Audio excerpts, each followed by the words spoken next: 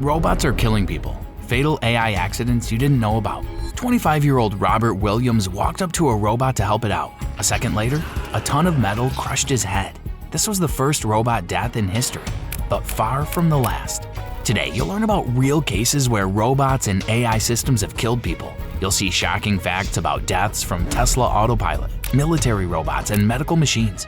These stories sound like science fiction, but they're absolutely real.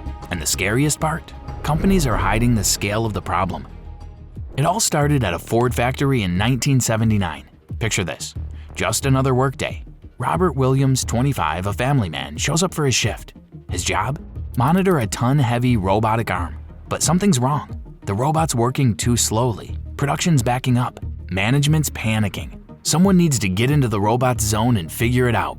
Robert raises his hand. He has no idea he's signing his own death warrant.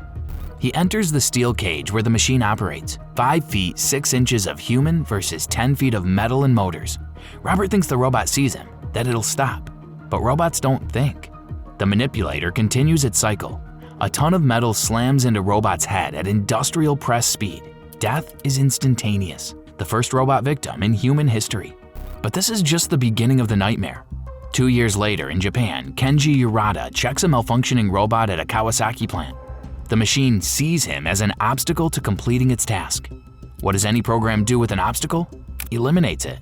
The robot pushes Kenji into an adjacent machine. Not out of malice, not from hatred, simply because that's what the code says to do. Here's what's truly terrifying. Robots aren't evil. They're worse. They're indifferent. To them, human life is just interference with program execution. And you know what's scariest? In the 40 years since Robert's death, we haven't fixed this problem. We've just made the robots smarter. Want to know how many people robots have killed since then? These numbers will shock you. After Robert's death, the government started keeping count.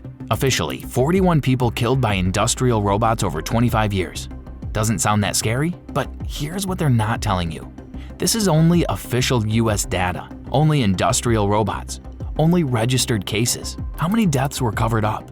How many were written off as accidents? How many families never learned the truth? The real number could be 10 times higher. Imagine 400 people, an entire plane full of passengers. But there's one case that surpasses all nightmares. South Africa, 2007. Military base. A robotic anti-aircraft gun stands guard. 1 second of programming error and the machine turns on its own soldiers. 35 shots in 1 second. 9 soldiers dead instantly. Another 14 wounded. The gun keeps firing until it runs out of ammo. Know what the military said? Technical malfunction, as if that justifies 9 corpses. Comment below, would you trust a robot to guard your family? But here's what's truly horrifying. Since 1979, robots have become thousands of times smarter. They recognize faces, make decisions, learn from mistakes. But you know what hasn't changed in 40 years? The death count keeps rising. Every year, new victims. Every year, smarter killers. And the scariest part? Now they've left the factories. The most dangerous robot killer today drives on roads right next to you. And it has a name. Its name is Tesla Autopilot. And it's already killed more people than all industrial robots combined. Over 40 deaths since 2016. But here's what will really scare you.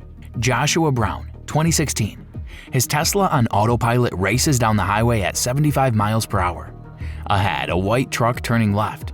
Tesla's cameras see the truck, but the car's brain makes a fatal decision. That's a cloud. Keep going. Crashes under the trailer. Joshua is decapitated instantly.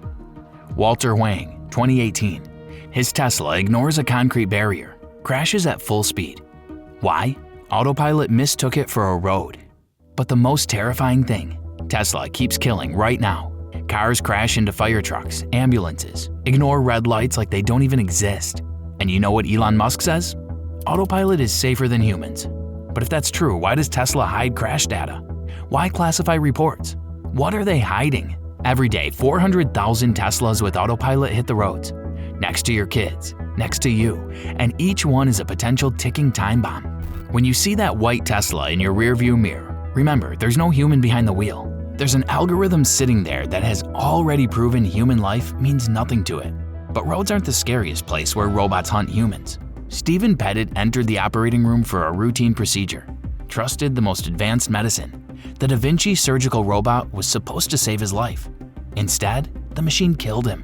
Imagine you're lying on the table completely helpless. A robot with 4 metal arms looms over you. The surgeon controls it remotely like a video game. But what happens when the connection drops? When the program glitches?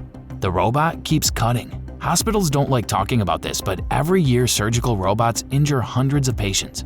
Officially, it's called technical difficulties. Unofficially, negligent homicide. And now robots have left the hospitals. In New York, robot police patrol the streets, weighing 400 pounds, with cameras that remember every face. No weapons yet.